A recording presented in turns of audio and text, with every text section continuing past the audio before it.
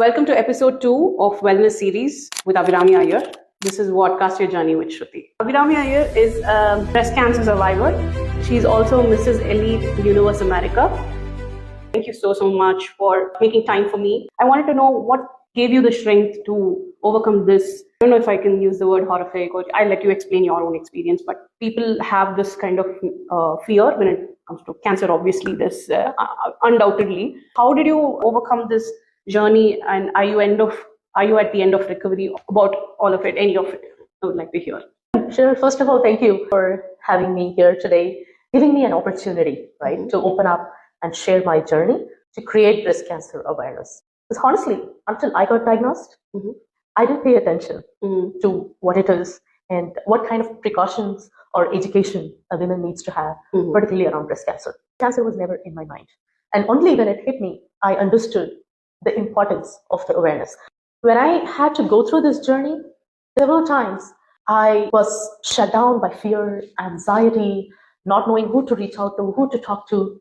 So I got diagnosed when I was 39. My routine mammograms have not kicked in yet. So typically mammograms start at age 40.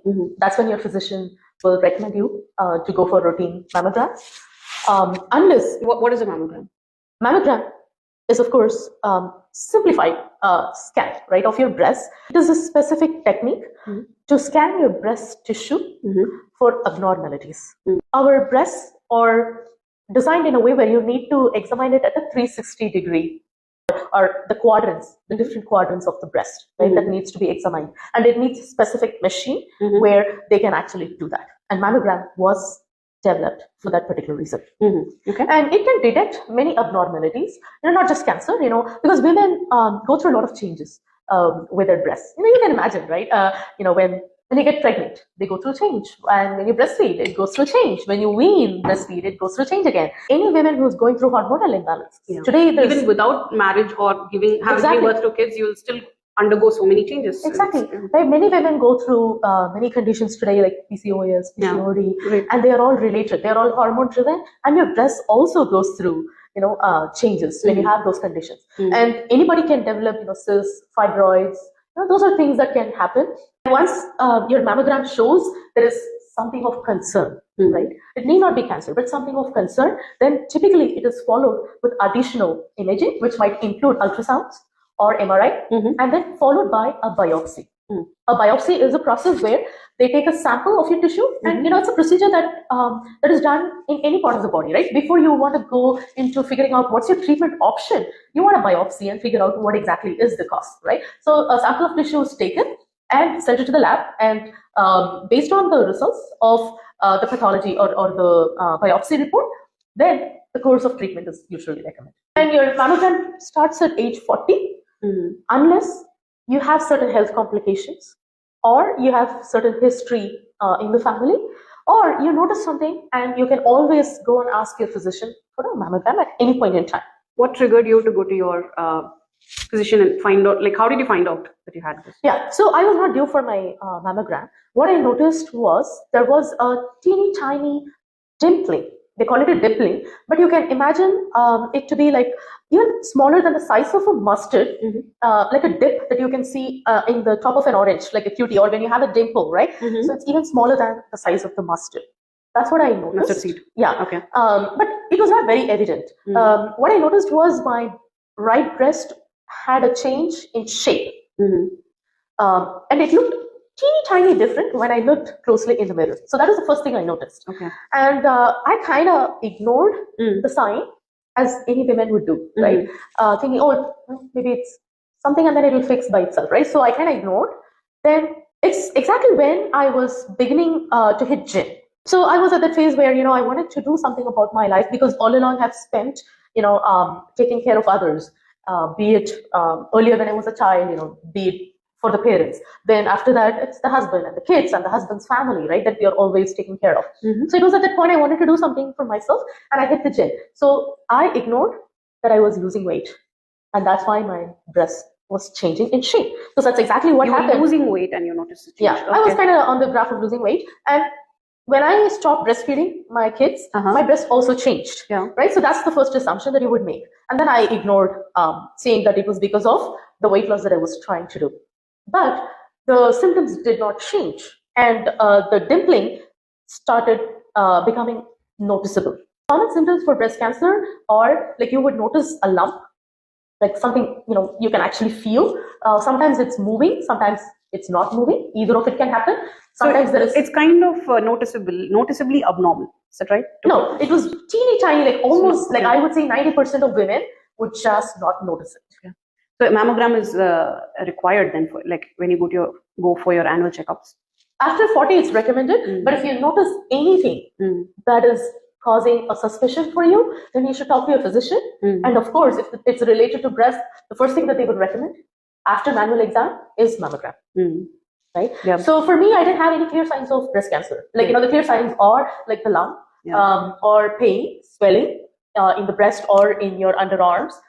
You can also notice color changes. Sometimes that can be liquid discharge. Yeah. That can happen. So when I go for annual checkups in India, I don't get this informed by any of my doctors. One good thing I did was at the age of 27, I think I went to the physician and she did let me know that you do have to keep on noticing if there's any changes. Like even from the age of 27, 28, she was like giving me that education that you'll have to look for these kind of abnormal changes, and it's hard to notice, but it's better to come and check every year. Definitely helpful to take mammograms every year. Yeah, absolutely. I'm very thankful that your physician coached you ahead of time. For me, manual exam was not done until this concern popped up. I kind of bought more time, and it was during COVID. People were very afraid to go to hospitals, especially, right? So I was buying myself a little bit more time. And of course, I did chat with some of my girlfriends in a very confidential way. And the first thing people say is, you might be stressed out, right? Or you might be overthinking. And that's what I was told as well. And I'm an overthinker as well. So it kind of made sense. So I just, ignored. But a few months went by.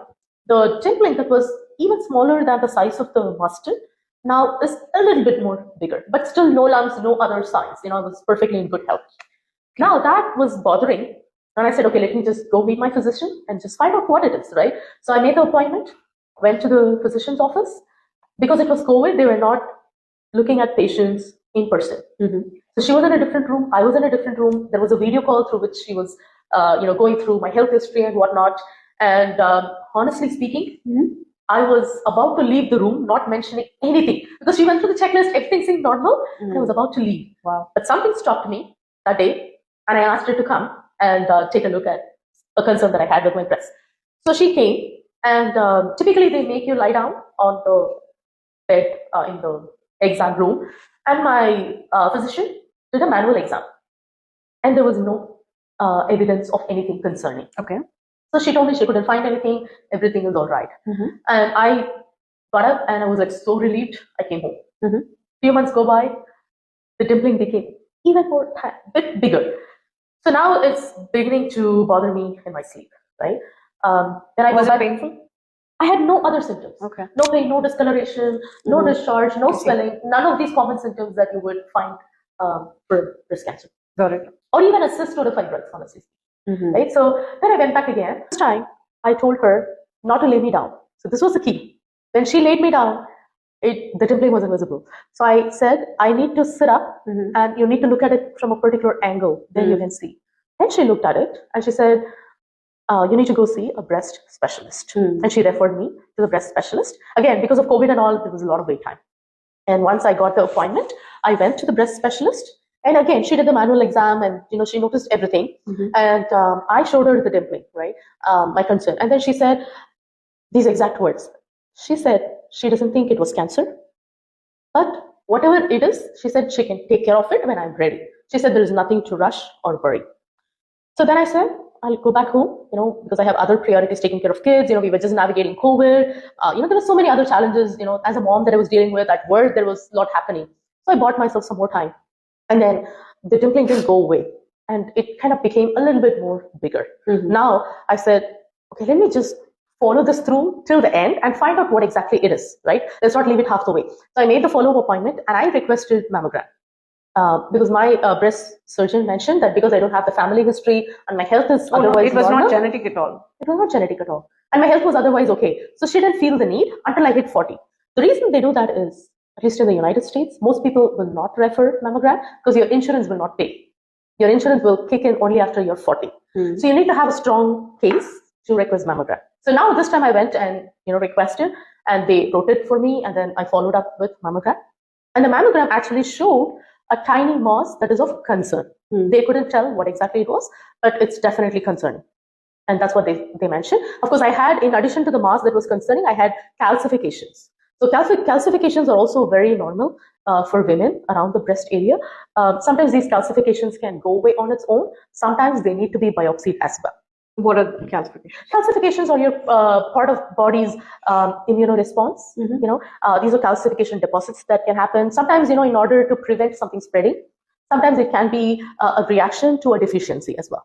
Like, is there a physical symptom that you're talking about? No, there won't be any physical symptoms. This will show only in the imaging. Other than that, you won't notice anything at all. Okay. So for me, I had some calcifications. So they said they need to biopsy the mass that was concerning as well as the calcifications. So sometimes they can also be cancers. Most scenarios it is not, but they always make sure, right? Got it.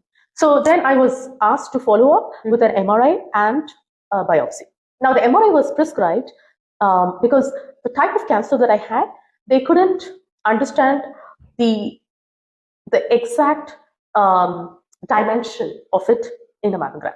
The MRI gives more precise data for certain types of cancers. So I had to go through an MRI for them to clearly gauge the size, the location, and if there are nodes that are involved. So they were able to gather additional data from MRI. And then I followed up with a biopsy. And the biopsy is a surgery. They take a very small piece of tissue from the area of concern. And from exactly where they take the tissue, they put a metal, what I want to say is, it's a marker. Marker is the right word, because they want to track the exact spot where they did the biopsy. And let's say in your initial biopsy, things are not concerning, but they want to follow through, right? They want to check over a period of time how that is changing. And in order to precisely track, they need the marker. So they do that in the same surgery. And then they send the tissue over to the lab, and then it takes about a week typically for the results to come back. And it did come back for me, and it was invasive lobular carcinoma. And it is one of the rarer types of breast cancer. Most women get ductal cancer.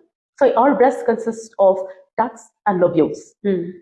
Most women, about 70% of women get cancer in their ducts, which is most probable. And when cancer happens in the ducts, it is more visible as a lump.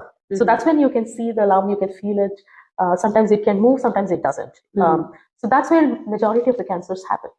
Now, lobules is a less frequent spot where a cancer can happen. And when it happens there, it doesn't grow as lumps, it grows as sheets.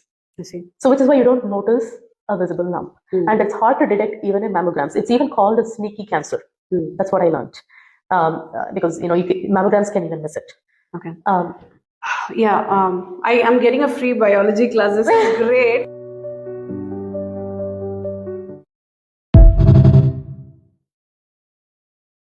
So I had another question about the fatality of diagnosing breast cancer. Like a lot of people, they just ignore it very easily. Is it like the sooner it grows, the sooner it's fatal? This happened for you at the age of 39, you said. Any other signs like that we should look out for, and just to get some knowledge about this risk, basically? Now, when it comes to fatality, if the cancer is invasive, so there are two types: non-invasive and invasive. Invasive cancers means it is fatal; it can spread. And there are many different types of breast cancers. Not all of them are the same, and depending on the type of cancer and the subtype of the cancer, like for example, the invasive lobular carcinoma I mentioned can be hormone driven or non-hormonal driven, ER/PR positive or ER/PR negative. Based on that, the treatment options that are available will vary. And depending on what stage you are and combining with how you respond to the treatments, there is a statistical model available that tells the average survival rate. I see. Right? And again, these are statistical model. Every individual is different. Got it. I'm sorry you went through this, and the time that you heard this news must have been horrific. And like, what do you have to say to those women, if at all they get to hear this news, right? First of all, it's not easy. Let's admit that, right? It's something that everyone has fear, and overcoming the fear takes a lot of work, be it inner mental strength as well as outer physical strength. Both needs to be done hand in hand. And you need to have a very strong support system to help you through this journey. Any mental health tips that you can give them? I know it's very hard without a support system, especially when these kind of news hits you. Yeah, absolutely. So you should seek help, right? Yeah. When I say seek, I had to do that as well in my journey, because all these treatments were very cathartic, and I didn't have the strength to deal with it. For my emotional strength, I reached out to a coach who was very proficient in life-altering events. So she had been working with cancer patients, and I found her through my insurance. My insurance had mental health coverage, and that's how I found her. And not just navigating the treatment, right? Leading before to the treatment, I've carried a lot of baggage. So unpacking those and gaining new strength and insight about life. Emotional baggage, you meant? Yeah. And looking at life completely differently, because your life has changed, right? And learning the tools to navigate the treatment and beyond. And my coach definitely helped me navigate that aspect of it. And then the physical aspect of it, your body will go through so many things as part of the treatment, right? And if you don't have a support system, especially driving you to the doctor appointments, because you will not be in good health, especially when you're going through chemotherapy and radiation, you will need help. And there are communities and support groups that offer this help. So there are plenty of support groups for especially women who are navigating breast cancer. There are plenty of non-profit organizations that can chime in, volunteers, who can help prepare meals and get it delivered to your door. You can even ask for help driving you to the hospitals. You can also have social workers at the hospital that can help you with mental coaching, as well as other kind of help that you might need. Some even actually will do groceries for you. Oh my God, that is huge. Yep. Perfect. That's great to know. So you touched upon chemotherapy and radiation. I wanted to talk about that. How it's still a secret for me. It's secret unrevealed, guys. That you're finally out of the impact, or are you still on the recovery road? So my crucial treatments are done, which consisted of surgery, chemotherapy, radiation, followed by reconstruction. It was a 2.5-year journey. But honestly speaking, the effects of chemotherapy and radiation are going to be pretty lifelong, right? So you need to be able to cope up with those side effects. And after the treatments were done, I'm on a medicine called tamoxifen that is prescribed to women who have hormone-driven breast cancers. As you know, cancer does not have cure yet. We have found ways to remove it and ways so that it does not potentially come back again. I have a silly question here.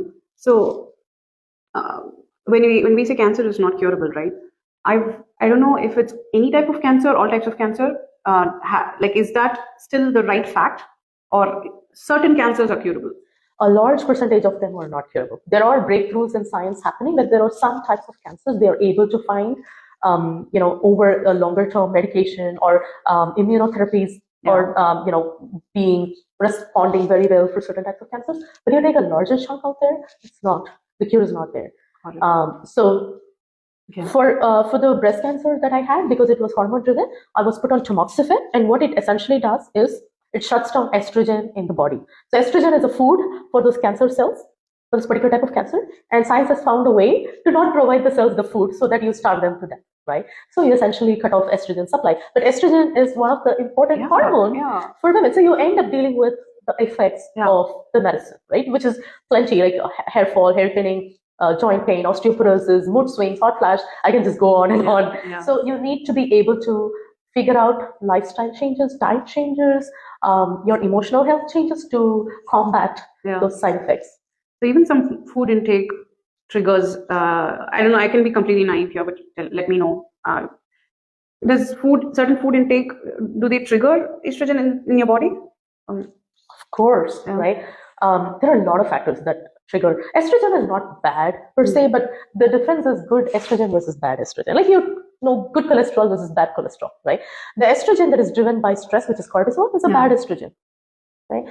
Food, yes, of course, there are a lot of foods that can increase the bad estrogen in your body, the xenoestrogens.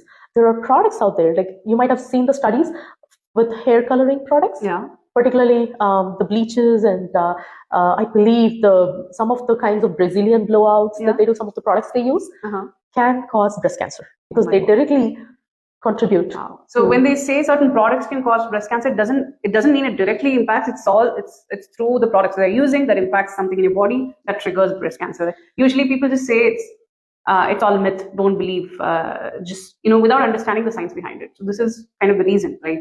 I mean, there are actually the hair products and it's linked to breast cancer is a proven fact. Right. Okay. You can even go to Susan Komen and look up on it, and there are specific studies and information out there. I see. And what they do is these products, obviously they get into our bloodstream, right? We put it on our body and eventually they get into our bloodstream and alter the hormones. They like even external application can get into your body.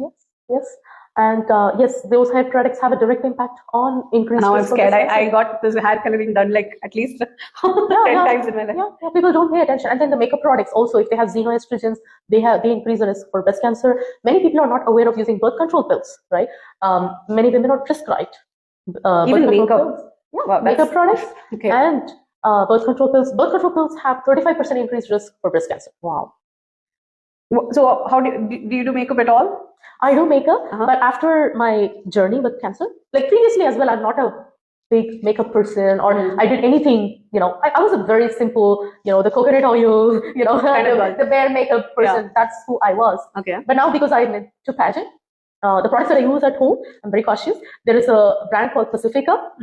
They make close to natural products with no carcinogens. And Burt's Bees is also another brand that I highly recommend.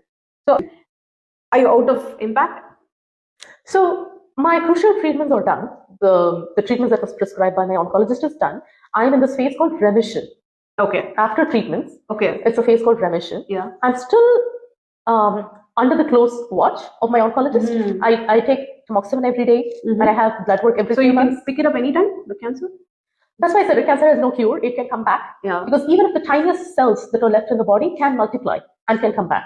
So when you say come back, it kind of conveys that it probably left at one point of time, like you were out of impact? Well, I will say that it's not detectable through the scientific equipments that we have today.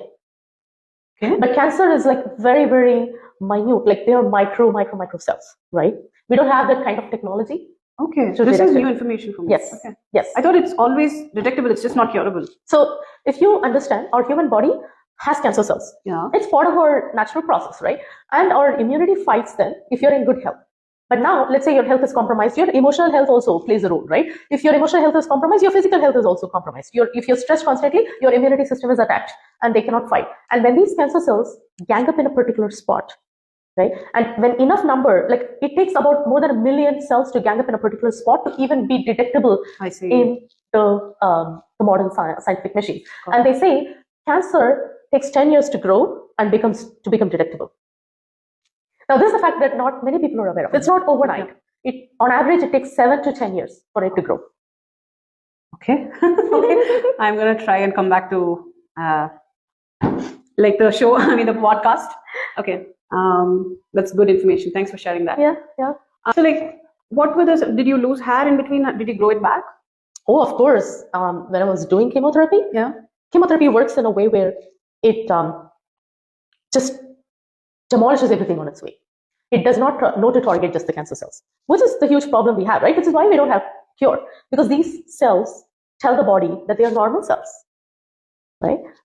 So chemotherapy will just demolish everything on its way, which includes the rapidly multiplying cells. Particularly for breast cancer, the medicine that they give shuts down the uterus. So women will stop having periods, hair goes off completely. Don't just think about the head, your eyebrows, your underarms, not even a strand of hair. Wherever you have hair. Not even a strand of hair. And then it causes, because it shuts down your uterus, it shuts down estrogen. It also leaves people with lower immunity because your white blood cells and RBCs are also wiped away, right? So your immunity comes down and you have the effects, like people go through joint pain, nausea, diarrhea, a lot of side effects during chemotherapy. And it's almost, I would say, a rebirth after the treatments are done. Recovering from chemo takes months. I see. How many years or months has it been since you were last diagnosed and went through the chemotherapy? Oh, my chemotherapy. I had my chemotherapy starting like fall of 2021, and then it went until like spring of 2022. It began with surgery, and then I had to recover from the surgery, and then the chemotherapy. The chemotherapy ran longer because my body couldn't take the chemotherapy well. So every round I had to rest, recover. I used to get hospitalized for every single round, and then it ran for almost 6 months. And then I didn't actually get to complete the full chemotherapy cycle because my body was not taking it well. So my oncologist stopped it ahead of schedule because my side effects were so bad that my oncologist mentioned that if she continued to give chemotherapy, I would be disabled to a point that I won't be able to use my hands and legs for life. Wow. So we made a decision that we'll stop ahead of cycle, and that means I take the risk, right? But I want to be productive, right? I want to be able to use my hands and legs. I want to be on my own because I was still very young and I have duties to perform. And then radiation, 36 rounds radiation, which ran for a few months, and then I had to recover, and I did the reconstruction surgery. So by the time everything got wrapped up, it was 2023 summer. Oh, okay. Yeah. This is overwhelming just to hear. You've literally been through the journey. Yep. First of all, sorry and thank you. I don't know. I'm very touched and overwhelmed just listening to this journey that you've underwent. So yeah, like so you're back. Would you say you're back to your normal life, or are you still experiencing symptoms? So a survivor is a survivor, right? So we have to navigate this new world, right? Which is managing the different doctor appointments, the medicines, the side effects of it, and of course, maintaining a very healthy lifestyle so that we continue to stay free from cancer. Because, like I mentioned, nobody has found a cure per se, so it can come back. So we have to stay vigilant at all times. And that's why I call myself Abby Iyer 2.0. Oh, yeah. Because it literally is a Instagram handle. So your perspective on life has changed before and after, would you say?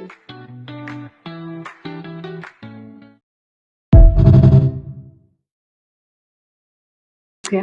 Yeah. This is overwhelming just to hear. You've literally been through the journey. Yep. So your perspective on life has changed before and after, would you say? A lot, not just about life, but about myself. Okay. Most importantly, I was someone who carried a lot of childhood trauma. My mom is a survivor of child marriage, dowry, and domestic violence. Thanks for sharing that. Yep. She got married at 16, and she went through quite a bit of a hell with her married life. She was beaten up at times. And when I was born a girl child, I was not welcomed per se because the family was expecting a boy child. So the harsh treatment became more harsher for my mother, and it went to one point where she literally had to flee with me to save both our lives. So it was a very painful story right there, and I've never seen my dad my entire life. So navigating the society, particularly the Indian society, as a single mom and the child of a single mom was extremely painful for both me and my mom. So a lot of trauma from there. Because I was a single child, I didn't have anybody to share, and my mom was busy doing 2 jobs. I was pretty much on my own. So I've become this person who would smile on the outside, but I've carried a lot of baggage that I didn't know, right? A lot of things that I've carried. And then when I got married, my married life, like many Indian women, or many women, I would say, we prioritize others first. Yeah. Right. Our husbands come first, our in-laws, navigating the new family, then kids come along, then you have to work, you have to balance everything. So I was just focused on taking care of others. And I had to deal with a quite fair share of toxic relationships, right? That took a toll on my health. Like in your family life? Yeah, in the dynamics, right? Though they were they were extended families, still played a huge part in my emotional health. Yeah. And I didn't know how to navigate the toxicity. I was keeping it to myself. I didn't know how to ask for help. And I was a people pleaser, so I just kept giving and giving and giving. But at the same time, I was just so frustrated with how I was getting treated. Now, and then as a mother also, I was navigating a bit of challenge. So my son, we had a little bit of a graph with his health that I had to do some treatments for him. I write about it. He's doing fabulously well. I'm sorry, what's the treatment for your son? So he had delays, he had speech delays, he had motor skills delays. So we had to give him treatments for a few years. Okay. But it was a very stressful journey, honestly. And that took a toll on my health. As a mother, I'm taking all the stress, I'm taking, him to different appointments, I'm managing work, I'm managing other needs of the family. It was just brutal, honestly. Yeah. And I never paid attention to myself. And when this thing came crashing down, and when I was put into what I call the cathartic treatments, right? That's when I opened up to my coach and shared all the baggage that I was carrying. That's when the healing began. I started taking help, and I realized I was this person who carried a lot of self-hatred. You can also call lack of self-love. And that's when my life turned around, when my coach taught me to heal the traumas, forgive, and let go of the past. When you were also undergoing chemotherapy, right? Because I was in a state where I was like really fighting life and death, and I needed to address this, so I gained the courage to continue my treatments. So that's when it turned around. I realized I need to love myself first. Yeah. I need to take care of myself first. So that's the biggest lesson I learned. Self-love and self-care. You take better care of yourself. Don't feel guilty, because when you're healthy and happy, you naturally can take better care of others. Wow, that's a lot of life lessons. Oh yeah, oh yeah. I know there is going to be a lot more exposure when you join the pageant competition, but I'd like to get to know from you, what was your experience, and why did you join the journey, and what made you take the decision? You know, when a woman gets diagnosed with breast cancer, and when they go through these difficult treatments, the first thing that gets attacked is a woman's identity, right? Many women will have to go through major surgeries on their breasts, right, that leaves them deformed. And what happens if they're married, especially? They don't feel they're attractive to their partners lose interest on these women who are going through difficult treatments. Some women get cheated right on their backs. They end up in divorce. In addition to navigating cancer, now they have to navigate painful divorces as well, right? So it attacks their identity, rips them of their self-esteem, right?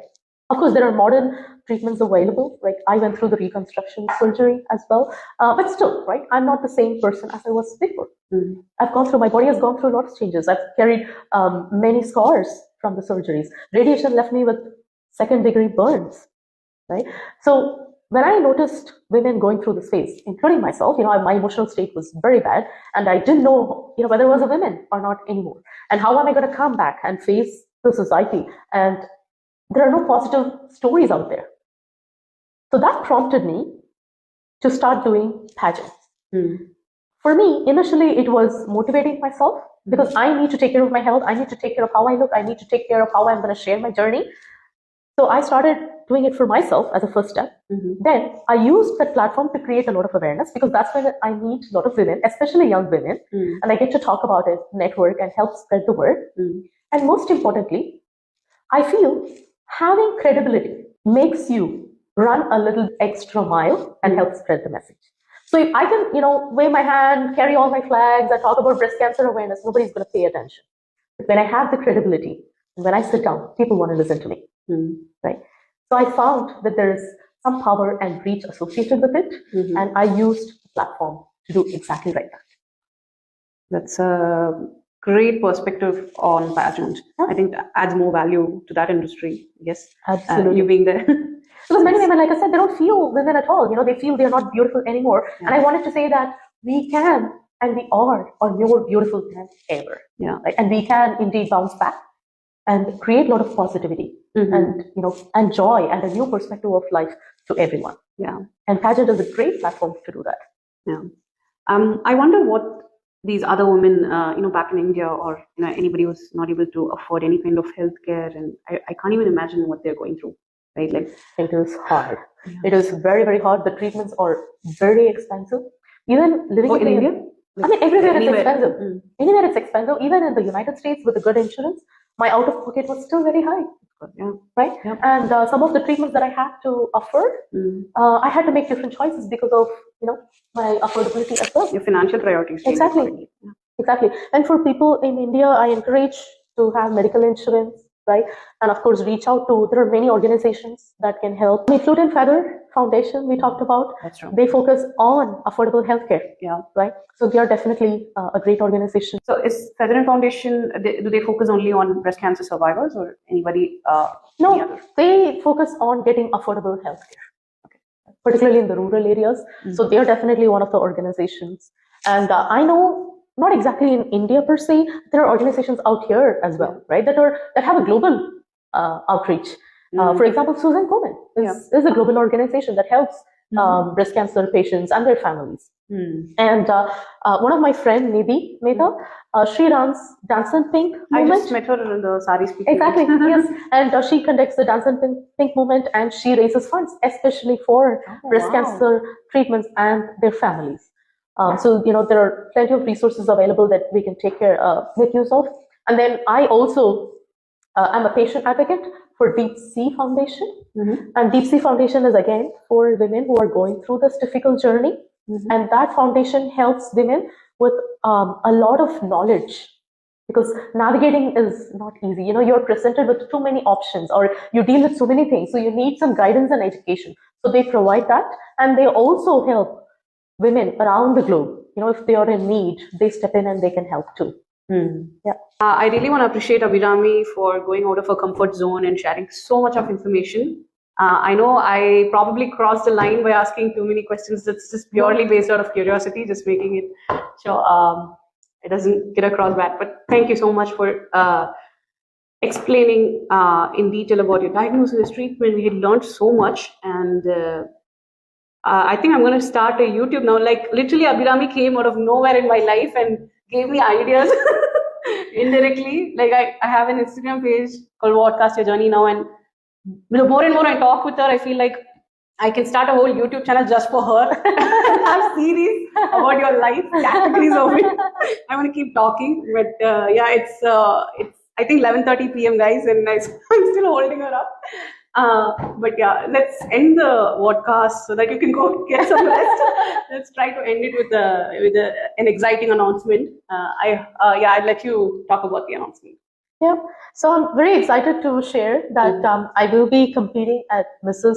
Universe in Philippines this October. So it's going to be an international platform where delegates from different countries are going to compete for the title. So I'm very excited about that event coming up. And of course, I'm going to definitely use that platform to raise awareness around breast cancer and women wellness in general. Of course. Yeah. Thank you for doing that, and please continue doing that. And I'm very, very proud to again say that you represent a lot of different categories of people. So that itself gives everyone a very specific reason to enjoy your achievement, I think. So good luck for your Mrs. Universe pageant. Yep. I really want to thank you for the opportunity. Of course, I shared a lot of details because I get very passionate. And I feel that if I had known these information prior, I would have made better decisions, and I would have carried a different state of mind heading into the treatments and the recovery. So my goal is to spread as much awareness as we can. Education is empowerment.